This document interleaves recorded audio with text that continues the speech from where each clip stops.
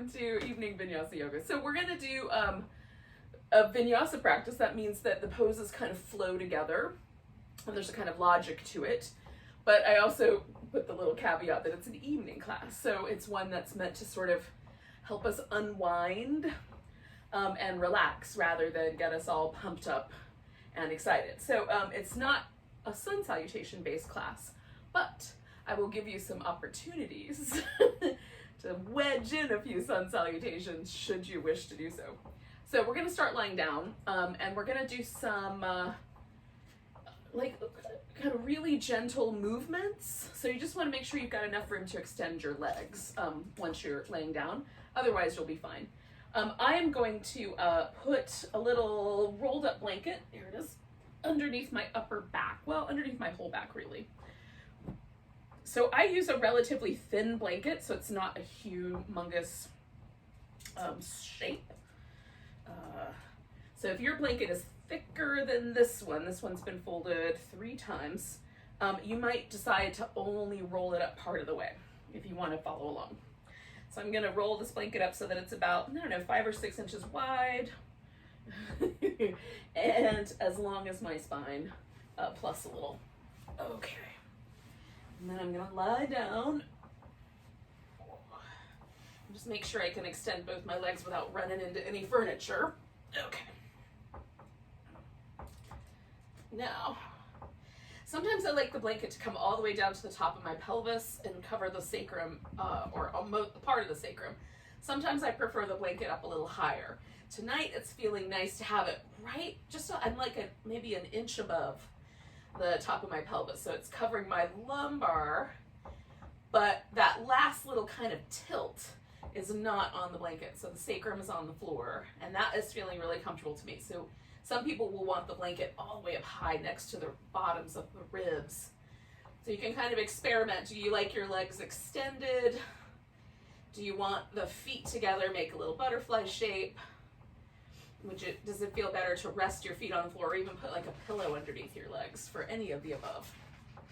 Okay. I'm sort of like in the extended legs, so I'm gonna go with that. And then my shoulders are kind of dropping off the edge of this, so I'm going to get a little bit of an opening in my chest here. And I'm going to keep that really, really focused on the shoulder stabilizers. So I'm not going to put my arms out too wide. If I go out wider, then it puts more of the emphasis on the pec major, which is this big chest muscle, and a little less on the little shoulder stabilizers in the front here. And that's where I'm aiming my practice today. Well, not my practice, but this pose. I'm aiming this pose at that little shoulder stabilizer area.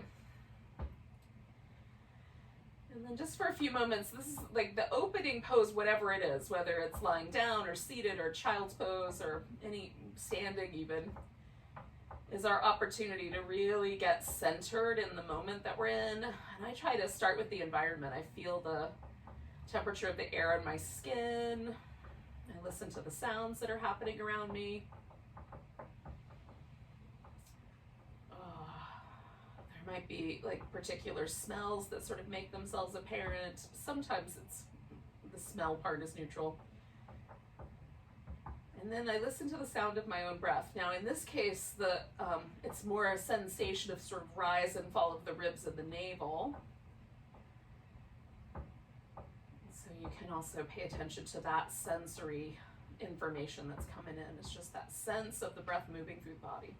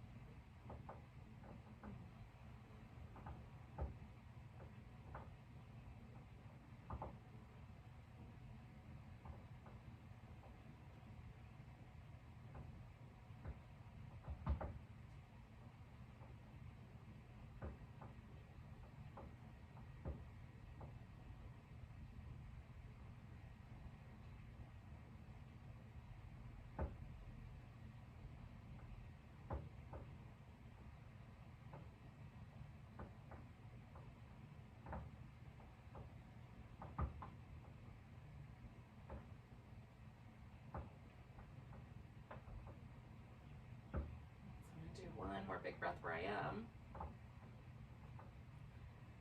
Now, I'm going to bring my feet to the floor and then push myself over to take the blanket out. And then just coming on back onto my back, I like to notice sort of what was left behind by a yoga pose. So in this case, like there's this kind of sense that the blanket is almost still there. There's a little point where it feels like my back isn't quite touching the floor. It probably is, but the sensory data that's returning to my brain is suggesting otherwise. But it's a really kind of interesting to feel the little, area of the tissue on my back gently releasing the shape of that blanket. And it might be nice also to do something that kind of gives you a little bit of a, massage might not be the right word, but that's what I call it. So I reach my arms up toward the ceiling to get my shoulder blade out of the way a little bit. That kind of pulls it off to the side. And then if I curl with my abdominals, curl my spine, I can sort of aim a little pressure right in between the shoulder blades and then just rock right there. Oh, well, that's where I carry all the stress and tension of my daily life. All my worries about the future live right there in my back. So, feels nice sometimes to smush them, or at least smush that area. And then just kind of check in and see if there's anything that feels like tender or sore or anything you want to be a little mindful of. Now, I have my feet resting on the floor in a position that's called constructive rest. And what that means essentially is that we are positioned so that the bones of the legs are just being supported by gravity. And there's no, like, the outer hips don't have to grip, the inner thighs don't have to grip, the quads and the hamstrings don't have to try to hold our legs there. So if I bring my legs in tighter, I can feel how my quads have to try to hold me there. If I bring my legs in closer, my inner thighs have to work. So we're looking for a place where the legs completely relax. And that's our starting point. So you just might, like for me, it's a little wider than hips distance and a little farther out with the feet to create, so that the ankles are not right under the knees. That kind of creates that relaxed structure. Everybody's going to have a little bit of a difference. Now, we're going to do a little release for the hip flexors before we get to the standing sequences. And this is really simple, but I think it's kind of delightful. And we'll use some time to warm up our abs too. All right, so the upper part is we're going to put the hands behind our head, and then we're going to keep our head sort of pressing into the hands so that we're not pulling with the neck, right? So there's a tendency for the abdominals to recruit the neck muscles to do their job for them. The abdominals are sort of like that boss you had once in the past that delegated everything and never seemed to be doing anything themselves. That's your abs. They try to get all the other body muscles to do their job for them. So we're going to try to keep the abdominals doing the work of curling the spine. So the job of this rectus abdominis generally is to flex our spine, right? That rounded shape of our back. So we're going to use these abdominal muscles and really drive them in to create that little curl. And then we've got this hand behind our head so that we can keep the head nice and heavy and relaxed and we're not pulling with the neck. Okay, so that's the first part. Second part is this movement we're going to do in the legs. Now, if your mat is super sticky or the floor surface is sticky, you may not get a smooth glide back and forth. And sometimes even for me, even though my mat is pretty slippery, I still, like right at the corner, I might have to jump over the edge of the mat. So just as much as you can glide the leg do, it might require a little bit of action for you. And then once you get your leg all the way straightened out, let it relax completely and really stretch. And when you get it all the way back, let it relax completely. So whatever little extra bit of work we have, the two ends are going to be as relaxed as possible in the leg. Okay, so we're going to lift the toes.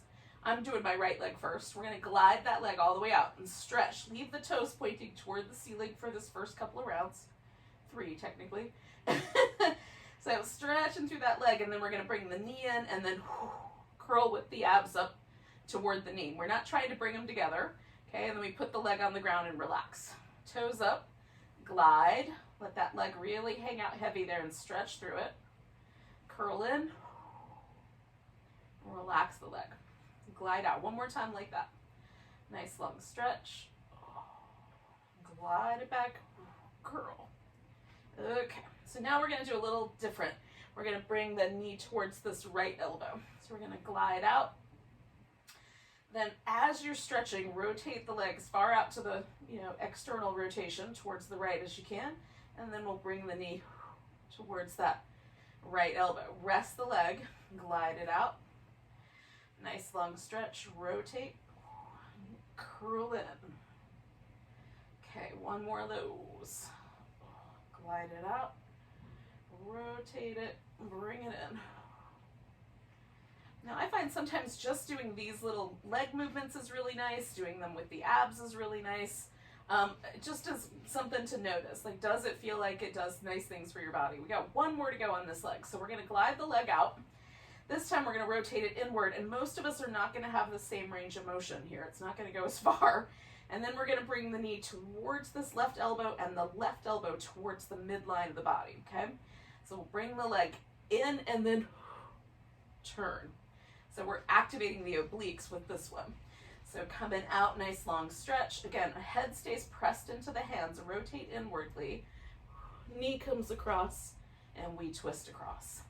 Last one of those, nice long stretch. Rotate in, coming across. Okay, so just for a moment, extend that right leg all the way out. I've let go of my head because I don't need it right away. And then I'm just rotating out to in, out to in. Just kind of letting it, it's like a shimmy or a rhythmic movement between those points. Just trying to relax the muscles inside the hip is what we're doing. And then bring it back in when you're ready and rest for just a moment before we switch legs. So just notice if there's any sense that this hip has relaxed, that there's any sort of maybe warmth or anything like that. It doesn't matter if there is any sensation, there might not be. But if there is one and you can feel the difference, notice it. Make a little note. Because when we do the other side, we'll see if we can notice a difference. For me, almost always, the difference is so subtle. But like if I put my thumb right on the front of my hip on the right side, I really can't feel a tendon. Like I have to dig in there to find it. But on the left side, it's lifted so far up, I can almost wrap my finger around it. Like I can almost pluck it. So I'm gonna see if I can get my left hip flexor tendon to like recede into the body because of this release of pressure, right? So let's see what happens. It may or may not be true for you. All right, so toes are up on my left leg. I'm gonna glide that leg out. Once I get there, really stretch through it. I'm stretching, like I'm trying to stretch all the way down the length of my body. And then we'll bring that in. And again, I'm trying to squeeze with the abs to do this work of flexing the spine. Stretch out. Oh. Squeeze in. Even if you don't think you have abs, they're in there somewhere, y'all. Stretch out. They don't have to look really good to be effectively functional. Curl in. Stretch out nice and long. We're going to rotate out. Again, we're going towards this left elbow on this one. So we get that external rotation movement. Stretch out, rotate, and then bring it in. And then we're gonna stretch out, rotate, and bring it in. Okay, so now we're gonna go out and rotate inward. Take that little crisscross, and then rotate, stretch out, rotate inward. A little crisscross and letting the leg rest in between. Stretch, rotate, a little crisscross. And again, I'm done with my head, so I'm going to extend that left leg and just move it from the external to the internal rotation. Of course, through the center too. Oh.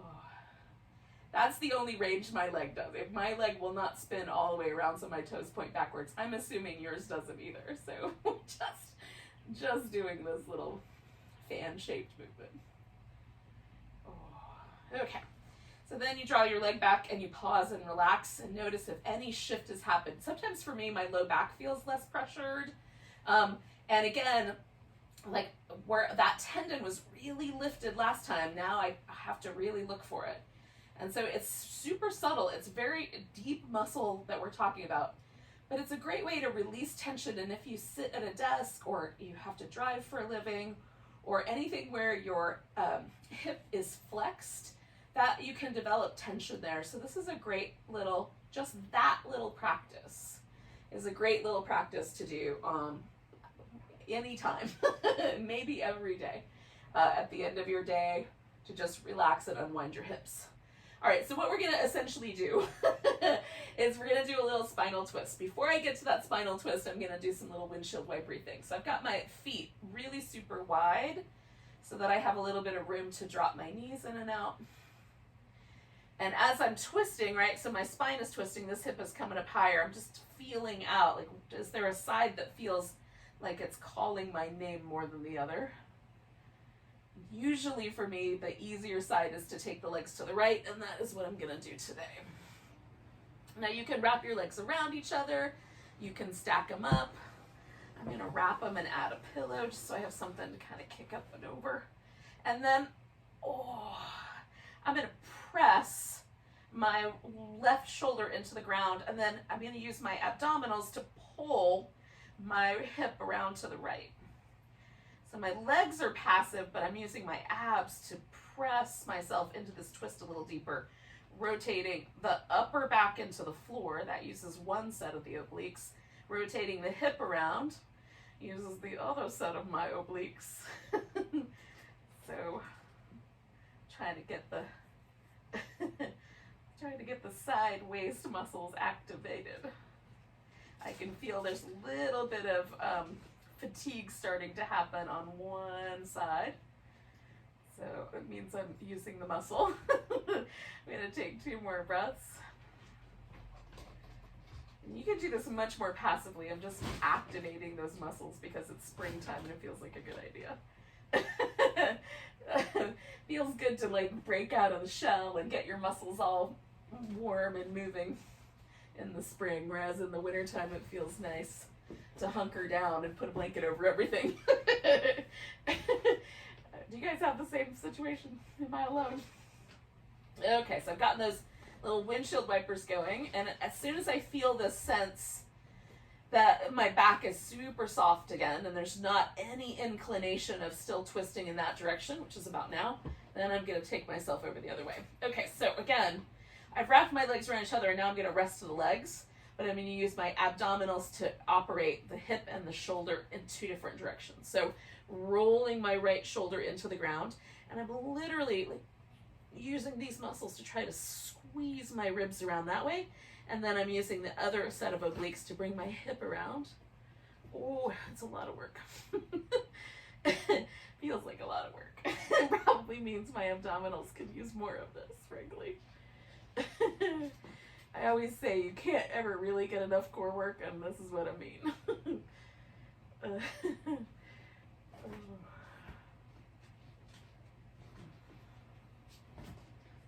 I'll need more core.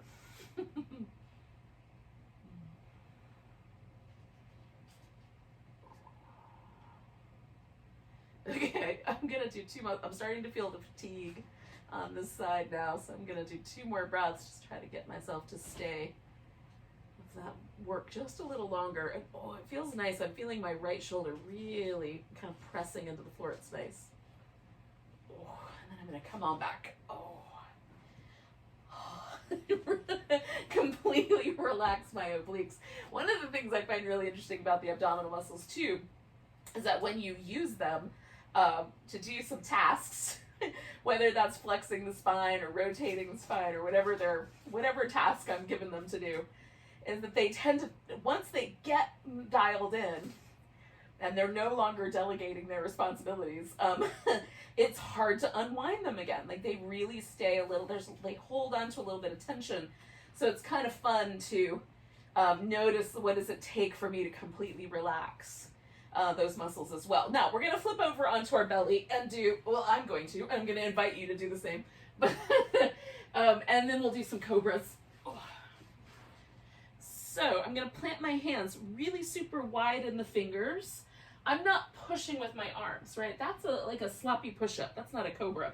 It wouldn't be named after an animal without arms if it meant we were supposed to use our arms. We're using our back muscles. That's the whole point. It's basically, what is a snake? All back muscles? All butt muscles? I don't know. Whatever it is, that's what we're doing. So we're going to use our back. So let's start with the shoulders. Let's roll them a few times. And go the opposite direction. Oh. Now I have a harder time rolling in one direction than I do the other. And then just kind of give yourself a little loosening of your upper back. Now, the shoulder blades are going to come in toward each other and almost like we're trying to slide them down the back, right?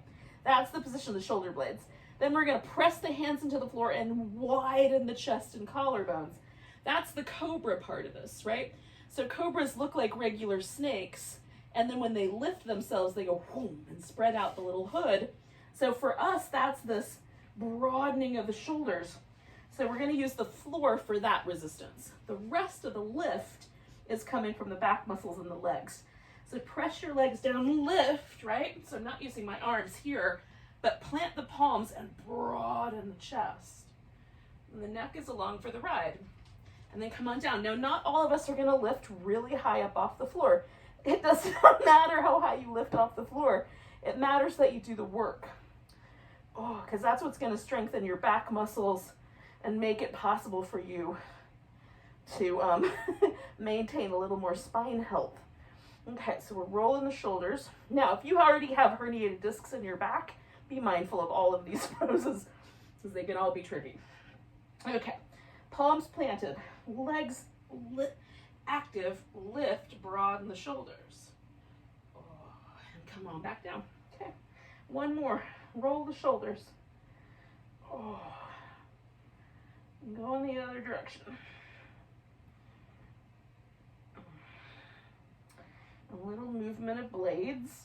Loosen up that area. Press the shoulders down, lift, and pull open. When you're ready, come on down. Now, I'm going to slide myself back to child's pose. Or sort of. It may not land completely in a child's pose, but pretty close. But you can stop at all fours if you want.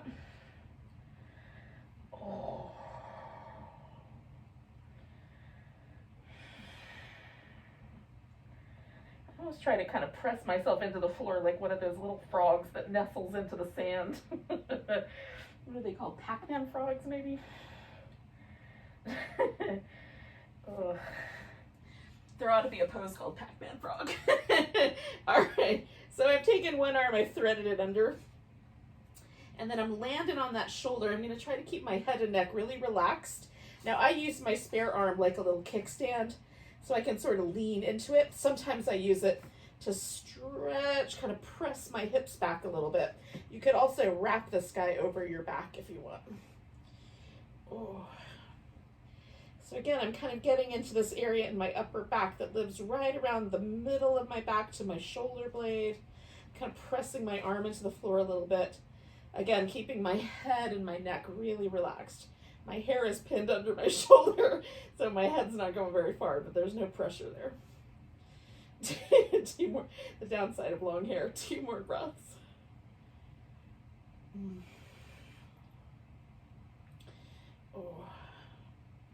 All right, so then I'm coming out of this side. I'm gonna take that right arm and reach it straight out and then follow that with my left leg and do a little spinal balance here. Nice long stretch between those 2 points. Try to bring your abs in a little. Keep reaching out. And then we'll bring that left foot all the way forward for a lunge. And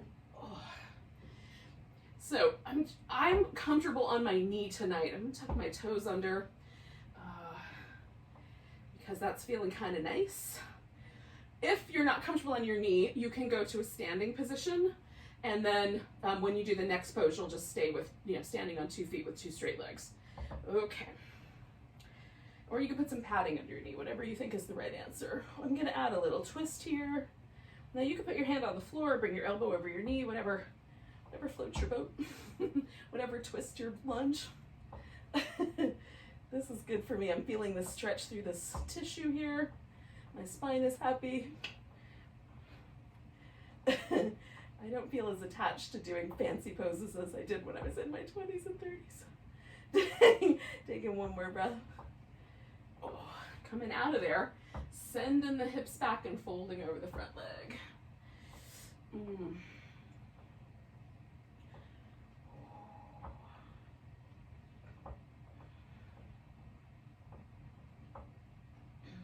So this nice little hamstring stretch, a little bit of calf muscle. I've got my toes lifted and pulled back. Now I'm gonna go back to that child's pose. You can come back to the all fours position again if child's pose is not your jam. So I'm just gonna take that guy back. Find my way into my my little Pac-Man frog version of child's pose. Just nestle into the ground.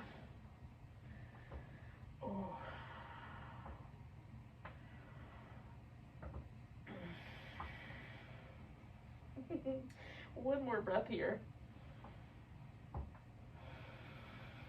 All right, let's do the twist on the other side. So I'm going to take that arm under, and for whatever reason, on this side, I don't have quite the same level of space. So I have to fiddle with it a little bit more. Okay.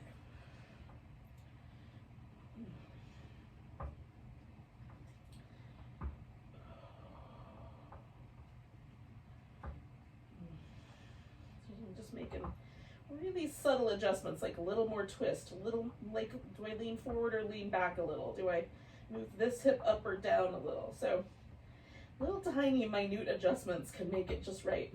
I'm gonna stay for about 3 more breaths here.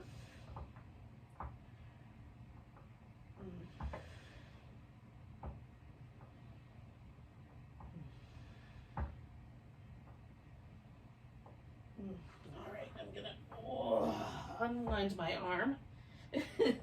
We're taking that straight out, taking the opposite leg, that right leg straight back. Nice little spinal balance here. Draw in through the abs. Reach a little farther. One more breath. And we'll bring that right leg forward. And again, you can adjust your lunge in whatever way seems appropriate for you.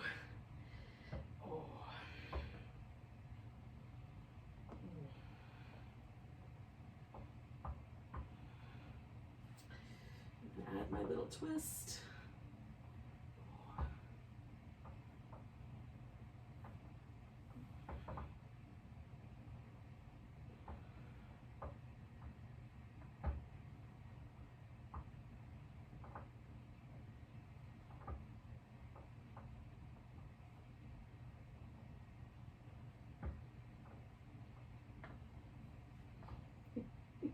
Trying to root into your friend's spot.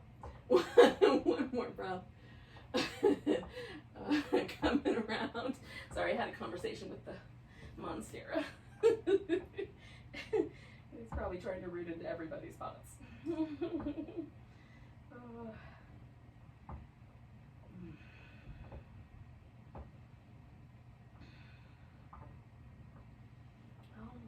so I'm just kind of feeling out this hamstring stretch, inviting my calves to go along for the ride, or in this case, one set of calf muscles. Okay,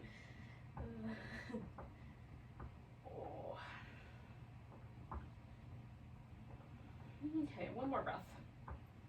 And then I'm gonna let myself stretch that leg back, and then one more time, I'm gonna come back to my child's pose.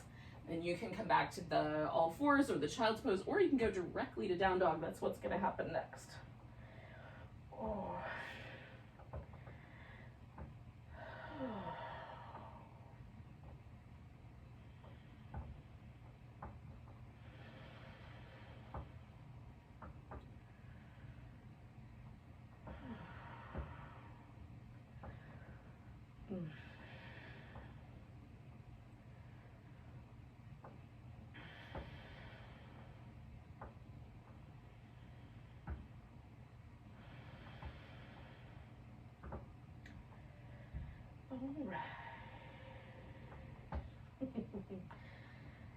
All right, yogis. Now, downward dog is not your jam. you can certainly just get yourself on your feet in whatever way makes sense to you.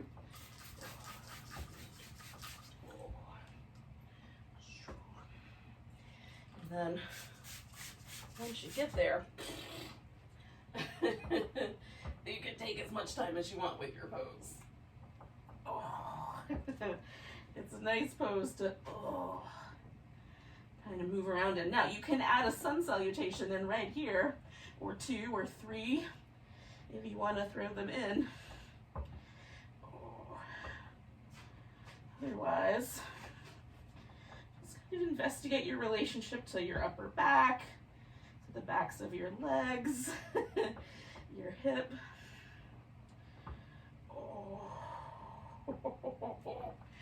And then when you're ready, you can bring yourself to a forward bend. Now I've got my feet really wide, but you can have yours closer together. I just kind of like this wider shape. I'm also turning my toes slightly out, just kind of adjusting to make sure that my knee feels comfortable. So I'm bending a little to the right and straightening out the left leg a little bit. And then I'm going to kind of float and switch. So float and switch. Float and switch. I'm not really letting my knee go past my toe, just so that I've got a little stability there. Now, if your knees are young and not as creaky, you can certainly let your knee go out as far as you like. We're pretty supported here.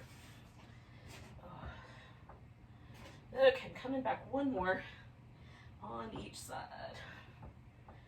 And then I'm going to come to the center and lift up halfway and then come all the way up to standing. Give myself a nice big stretch. Whoop. Oh. Maybe tip over a little bit. All right. So we're going to find the top of the mat or the front of the mat, whatever you want to, whatever word you like best. You're going to pick a side. And that's going to be the top or the front. If you're like me and you've got a big round yoga mat, you can pick anything as the top or the front. If you have a rectangle yoga mat, pick one of the smaller sides and designate that as the front, and then the opposite smaller side will be the back, right on? And then that way, if I say turn your toes to the back of the mat, it will always be a consistent direction. Turn your toes to the front of the mat, always a consistent direction. Sometimes I get a little left-right mixed up, dyslexic brain, but front and back I generally can keep straight. Okay, so toes pointing front and feet as close to parallel as you can get them.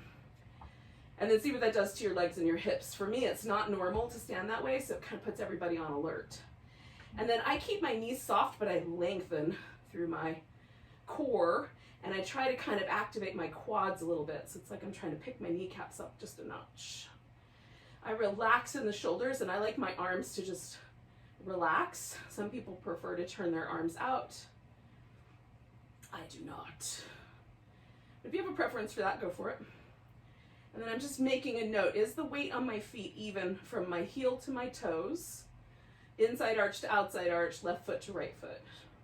Or am I leaning in a direction?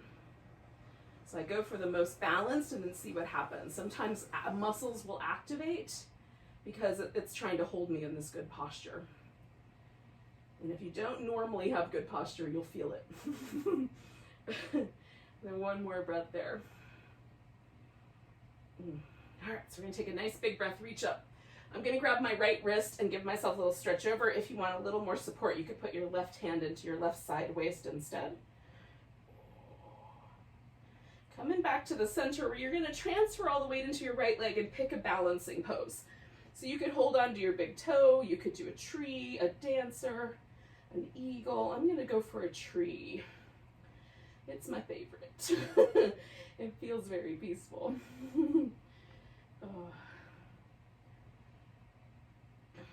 One more breath here. And then I'm going to pick my tree leg up there and step back. If you're holding on to your foot, clearly you have to let it go first. And then we're in a warrior one position. So my foot is all the way on the ground, heel and everything, and I'm going to press backwards. And then I'm pushing forward through this front leg. So I've got a really good structure. And then I can turn my ribs forward or let them follow my hip, which is a little more of a diagonal, whatever's more comfortable for your low back. If your low back feels like you're fighting, try a slightly different angle, okay? Arms come up, bring the elbows back, push the arms forward, up, elbows back, push forward, up, elbows back, push forward. Now, we're gonna straighten out the front leg and fold toward it. And this is where like maybe your hands will touch the floor, but you could also employ like a yoga block or Tupperware container or water bottle, whatever you got that might just give you a little bit of a resting point. You don't have to put any weight in it. It's just there for you to press off with. Now I've got both my feet stretching the mat between them, or at least I'm trying. It's not working much, but I'm working at it. All right, last breath here. Now, I'm going to bend my right knee, and I'm moving towards the top of the mat with my body weight. I'm going to leave my left hand on the floor on the block, lift my chest out, and then I'm rotating to my right with my upper body, so I've got a revolved half moon. Stretch out through that left leg. Now what you could do if you wanted to is throw a sun salutation in here, and then you'll join me back up in this wide angle forward bend when you're done with that. Or you can follow along with me and come directly to the wide angle forward bend. So now I've got right foot at the top of the mat, left foot at the back of the mat are pretty close. As much width in between my feet as feels comfortable. And for me, I'm just gonna let myself kind of dangle here. Now I'm pressing my feet into the mat and stretching out wide. I'm even trying to widen my pelvis. It's not gonna work, but I'm using all the muscles in that outer hip and inner thigh to make it happen.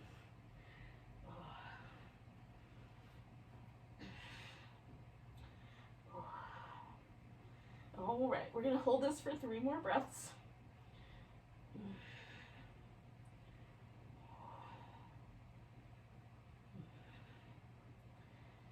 Now, essentially what we're going to do is we're going to go backwards. So I'm taking my block with me because I used it last time. I'm going to rotate my feet towards the back of the mat, and we're going to kind of launch ourselves into that revolved half moon balance. You can do that as one giant move or a bunch of little moves, as the case may be. Rotate now, so we're rotating to the left and reaching out through that right leg. Hi, friend. Staring right into the bowl of my friend's pelvis here and thinking about my own. Now I'm going to put my foot down and find that kind of warrior one amount of space, but with this nice hamstring stretch first.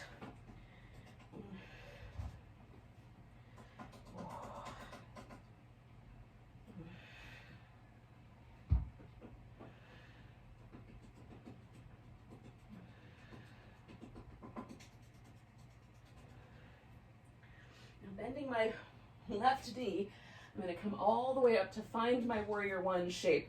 Again, I'm pressing the feet into the mat and really stretching. So I've got this hip as active as I can, and then bringing the arms up, elbows back. Push forward, it feels good.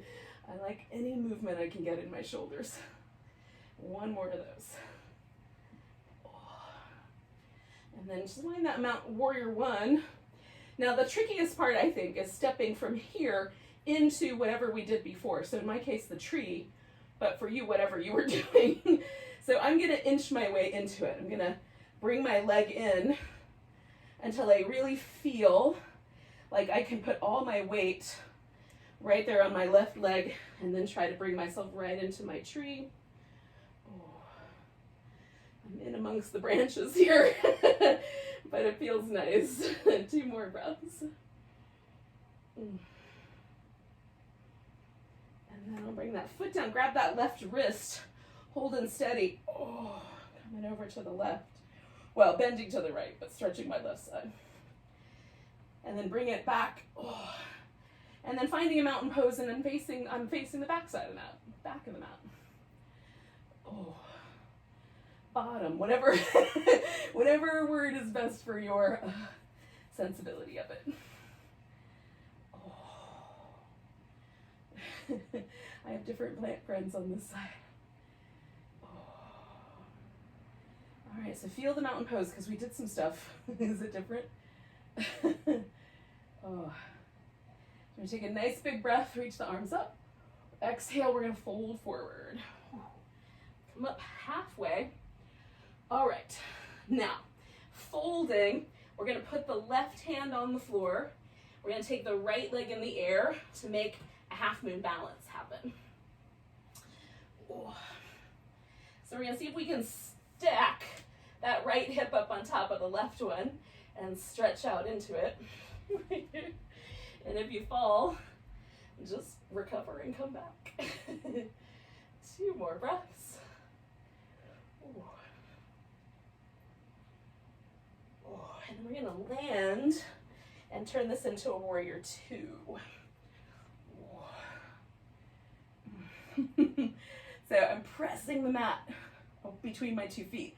Because I've turned the pelvis a different direction, I feel this very differently in my hip. Some people may have, if there's any hip pain at all, you may need to move your feet so that the back leg is swung slightly more forward. Just feel it out, like what's the right angle for your pelvis? And then we're gonna come back to reverse and over to side angle, oh, and back to reverse and side angle. And I'm stretching my whole body right there, oh, because it feels good. 1 more of those.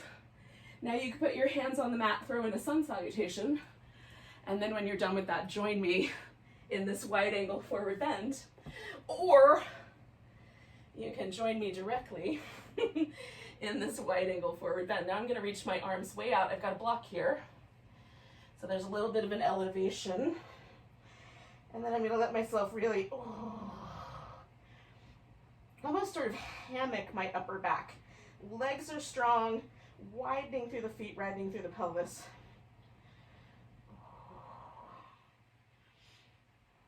I'm gonna do 3 more breaths.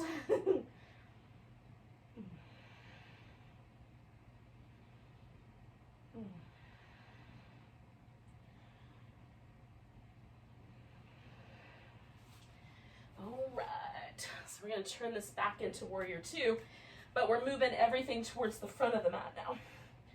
So we're going to find our warrior 2 on the other side. Come back to reverse, over for side angle, reverse, side angle, reverse, side angle, warrior 2, and again, we're going to try to go from this warrior 2 into our half moon balance. So 1 big move or a bunch of little incremental moves. Stretching out, left hip stacked up on top. Oh.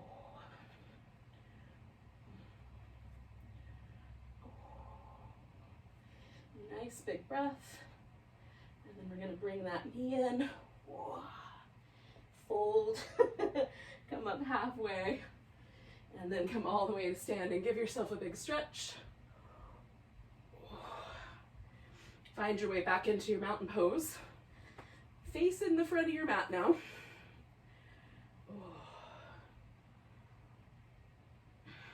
And feel. Now we're going to get down to the floor, so you can do that any way you like. I'm going to do a squat, and then I'll sit down awkwardly. But first starting with a squat and getting as close to the ground as I can. And some people can sit down really beautifully right out of that squat, but I am not one of those people.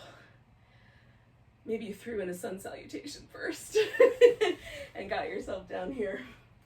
All right, so We're gonna start with the legs in some kind of a position. I'm gonna do a V with my thighs, but you could also have your thighs closer together.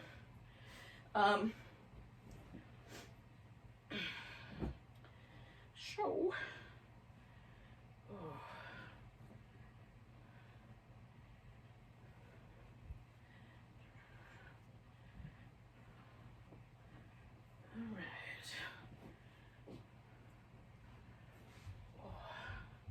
you're gonna pick a leg. So I'm gonna bend my left knee first, and then we're gonna sit up tall and twist towards whatever knee you bent. Now there's a point where I can feel my pelvis try to do the twist with me. You can let that happen, but you can also not, right? So just twist to the point where that starts to happen and back off a notch. That's how I'm gonna play it. Oh. Does it feel better to look over your back shoulder or over the front shoulder tonight? I'm liking the front shoulder. Sitting a little taller, seeing if there's any more rotation before my hip moves. Sometimes after a couple breaths, my discs will have accommodated that twist a little bit and I've got a little more space. The discs of our spine are super cool. They basically just push fluid around so that the disc can collapse in certain places and so we can get these different movements in our back. It's amazing. 2 more breaths. Oh. So I'm using those obliques again. And then coming out of there, you have several options. You can keep this kind of twisty shape, fold over your bent knee. You can go down the middle, that's what I'm gonna do. Or you can go over the longer leg, the straighter leg, or you can side bend even, if you're feeling that. Here, I know. I'm gonna use this pillow. All right, so I'm going down the center line here. Ooh. And I'm keeping my spine adjusted so that it's mostly matching my hips. I could also let my back round, that's a little more passive. I'm being a little more active with this. So my toes are pointing up, I've got a slight bend in my knee, I'm activating my quads so that my hamstrings will get the message to let go. They have a reciprocal relationship. It's not easy to keep your quads active though. I find that they, you think they're doing their job, but if you don't pay attention, they'll start to relax involuntarily.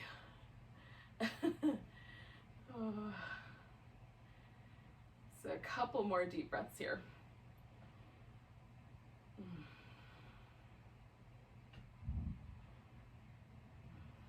One more big breath and hold that one in. And then come all the way out of your forward bend or side bend, whichever one you chose. Give your legs a little rinse. Oh, it feels so nice. Oh, this hip is like, So hopefully the other one will feel just as delightful when we get around the other side here. All right, so I've got the opposite knee bent, sitting up tall, rotating around again. As soon as I felt my hip come off the ground, I paused. And my spine might need a few minutes to accommodate this new twist, so as we go along, I may find that I can turn a little more without pulling my hip with me. I'm not trying to anchor my butt cheek to the ground, by the way, because that can cause some trouble for your sacrum. What I am doing is just stopping my twist before I feel that movement start to happen. So there's a subtle difference, but it is different. Oh, we're not trying to bully our sacrum here. Sacrum can be really vulnerable, especially for women. There's a lot of, especially in women who've had babies particularly, there can be a lot of play around the sacrum that can make it really vulnerable. And you can have some like little 50-cent piece sized pain nodules on the back of that. Oh, that can be tricky. All right, 2 more breaths. Oh, and then I'm coming out of my twist. And again, I'm folding forward, but there's that whole array of possibilities here. Just adjusting my pelvis. Oh.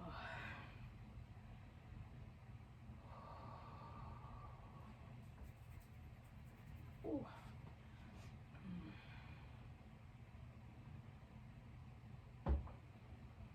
So I'm trying to sort of mentally unwind as well, right? even a sequence that we just did, those little standing sequences, even though for me those are not particularly energizing, they're definitely more energizing than this. So I'm trying to slide into that, you know, relaxed evening state here. Oh, 2 more breaths. The second one we're going to hold in.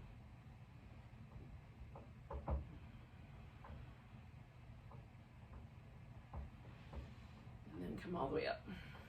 Now, I find forward bends very soothing and calming, but notice if that's true for you. Maybe for you, other poses are more soothing and calming. And then those would be the poses that you would choose to sort of end your practice with instead of the forward bends. Just a little side note for your own practice. I'm delighted if you're practicing with me though. Okay, trying it my way. Now I have a blanket here. I'm going to use that for a pillow under my head and make sure that my blanket is nice and smooth. I do a little kind of ironing job, and then I'm going to use this pillow under my legs because that makes my low back super happy. It's very relaxing. Again, it makes the hip flexor relax, and so my low back is not pressure under any kind of pressure. If you have tight hip flexors, join me with something under your legs. It will make a difference. And then we'll just take a few moments to kind of ready ourselves. So I'm going to do those little windshield wipers like I did at the beginning because they're one of my favorites. You could also do a little happy baby or something along that line. Oh, I just felt this really delightful release in my hip. Oh, that was nice. Okay.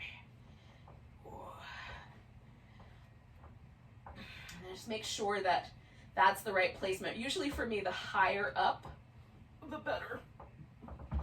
Oh, I'm just, I was like, what am I running into that's fuzzy? In any case, like make sure that that feels good. Some people like the pillow under their knees or something like that. And then this support that's under my head is all the way, it's just like touching the top of my shoulder. So I'm not mucking with my neck at all. It's just the whole system here is set up nicely. And it just, I have a lumpy skull, so I like the blanket just to pad up my lumpy skull. If you are similarly outfitted with lumpy bones, you could do the same under whatever bones are lumpy. And then let yourself really try to unwind completely. So for me, it helps to start in the face, like soften the forehead, and especially this little area right between the eyebrows where we tend to kind of grip when we're concentrating or concerned about something. And let the orb of your eye get really heavy in the socket. There's 5 little muscles that hold on to the back of the eyeball that let the eye move around and help kind of shape the eye for different, like close-up vision versus far, blah, blah, blah. So we're letting all of those muscles really soften and relax. Relax the lips and the jaw so that the teeth come apart just a little bit and the lips are almost pouty. It's really soft and fluffy. And even if you have really thin lips, you can, they can still feel soft and fluffy.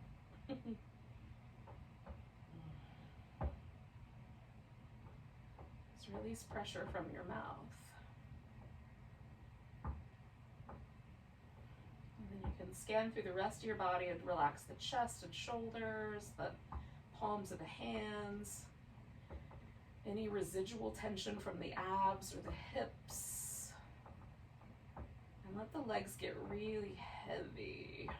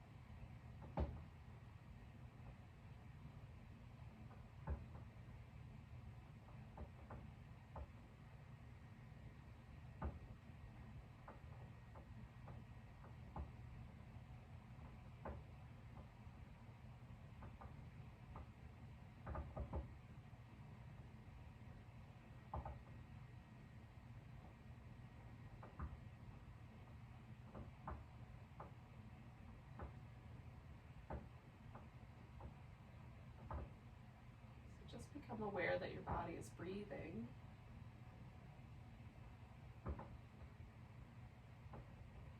Again, just check into that sort of sense of the rhythm of the breath moving through your body.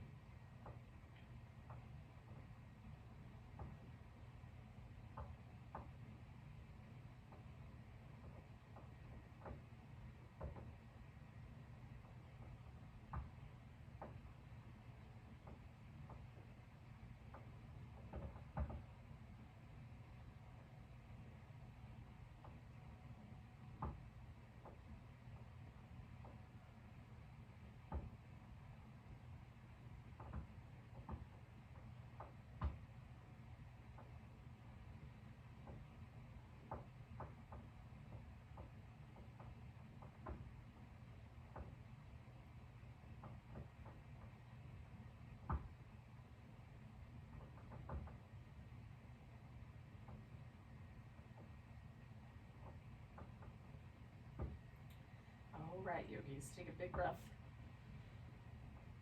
I'm gonna go with a sigh. Wiggle, stretch, move around.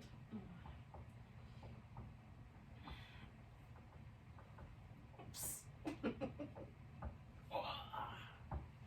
When you're ready, we're gonna bring ourselves to a seated position.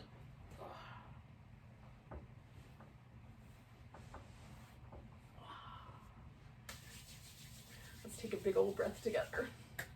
Nice big inhale. Big deep sigh. Namaste, everyone.